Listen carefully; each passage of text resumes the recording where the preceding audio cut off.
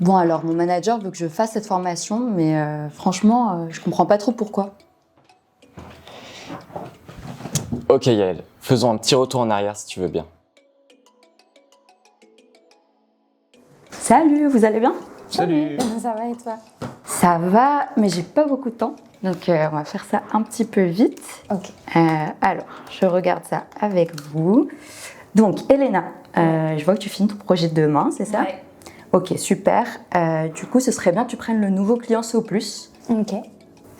Justement, il y a une réunion de Calais cet après-midi, donc je vais te faire suivre l'invitation, ok? Ok, ça marche, je me le note. Super. Alors, Ben, ton client n'était pas très content à la fin du projet. Bon, ça arrive, mais du coup, il va falloir faire mieux avec ta cliente actuelle, d'accord? Je l'ai eu au téléphone, elle a l'air cool, donc je pense que ça devrait bien se passer. Ok, bon, bah, j'espère. Ouais, j'espère aussi. Ok, je suis désolée, il va vraiment falloir que j'y aille. Si vous avez des questions, je suis dispo, d'accord? Ok. Ok, super. Eh ben, bonne journée. Salut. Salut. Bon, c'est vrai que j'étais pressée à cette réunion, mais je suis quand même là pour eux, non? Ok, bon écoute, on va voir ce qu'ils en pensent. Ok, super. Eh ben, bonne journée. Salut. Salut. Je comprends pas l'intérêt stratégique pour nous de prendre le client SO+, quoi. Franchement, ça n'a pas de sens. Non mais grave, je me suis posé la question aussi. Et moi je t'avoue que j'aurais bien aimé qu'Yael me fasse un retour un peu plus spécifique, parce que là j'ai du mal à voir comment j'aurais pu mieux faire avec mon dernier client en C'est fait. clair. Tu vois Yael, on dirait que Ben et Elena manquent d'une vision claire sur leur travail. Ah bon? Mais je comprends pas, je leur organise tous leurs projets, je leur attribue les missions, je les encourage, je les suis sur tout ce qu'ils font. C'est super tu vois, mais ça suffit pas pour leur donner une vision sur le long terme. Je suis un peu perdue là. Et du coup, cette formation, elle va m'apprendre quoi? Tu vois en fait, avec cette formation, tu vas apprendre à décliner la mission de l'entreprise pour ton équipe. Deuxièmement, à fixer les objectifs à chacun de tes collaborateurs. Et troisièmement, à découvrir les rituels d'équipe qui vont te permettre d'engager et d'organiser le collectif. Et avec tout ça, tu vas voir, Elena et Ben auront une vision plus claire de leur mission, leur travail aura du sens, ils vont gagner en autonomie et en compétences. Effectivement, j'ai beaucoup de choses à voir là. J'avais vraiment pas conscience de tout ça. Et allez, je m'y mets. Ok, c'est parti.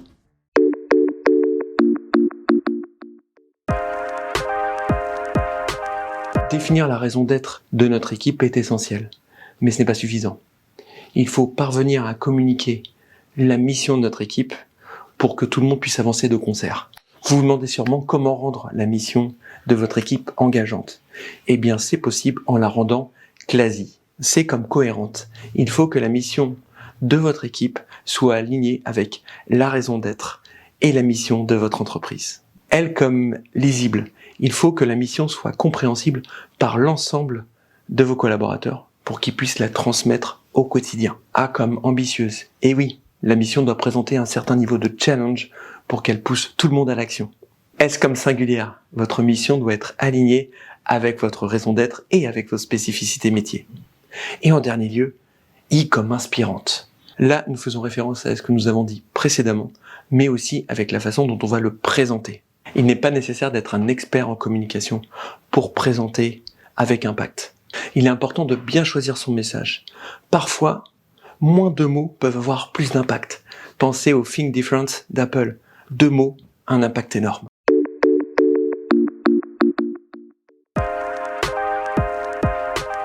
Se fixer des objectifs engageants est un élément clé pour garantir que notre mission ne soit pas qu'une promesse et qu'elle aboutisse à un véritable résultat. Cela peut aller de soi, mais un bon nombre d'objectifs que l'on se donne et que l'on donne aux autres ne suscite pas l'action. Je vais vous partager une histoire personnelle. Un ami vient me voir et me dit « En 2023, je me remets au sport. » Quelques mois après, je le recroise et je lui demande « Alors, où est-ce qu'on en est du sport ?» En fait, je t'explique. Il y a eu plein de choses qui se sont passées dans ma vie et vous savez ce qui s'est passé. Il est rentré dans la justification. Il avait plein de bonnes raisons de ne pas avoir commencé. Mais dès le début, son objectif manquait d'engagement et ne l'a pas poussé à l'action. Et comment aurait-il pu faire pour le rendre plus engageant? Eh bien, peut-être en le rendant smart. Tout d'abord, son objectif n'était pas spécifique. Il voulait se remettre au sport, ok, mais quel sport? Dans quel contexte? Après échange avec lui, il apparaissait qu'il voulait se remettre à la course.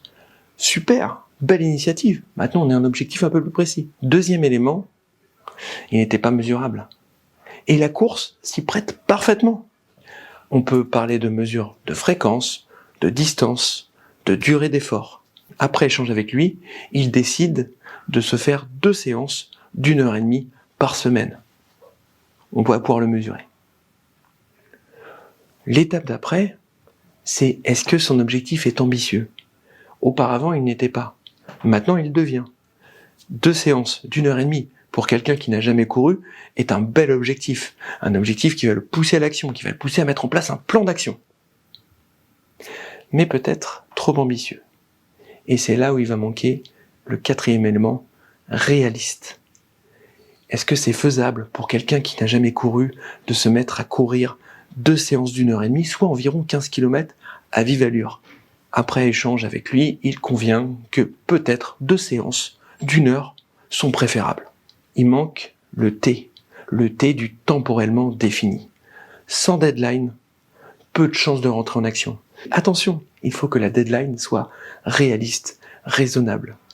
Si elle est trop lointaine, ça va pousser à la procrastination. On va pouvoir se laisser le temps, peut-être trop de temps. Si elle est trop courte, démotivation. Parce que parvenir à 2 séances d'1 heure en 2 semaines, très compliqué.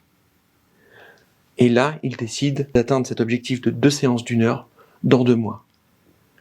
Très bien, il a désormais un objectif fixé qui va pouvoir le mettre en action. Et dans 2 mois, il pourra soit continuer sur ce même objectif, soit se donner un nouveau challenge pour le rendre encore plus ambitieux. Voilà comment mon ami s'est remis au sport.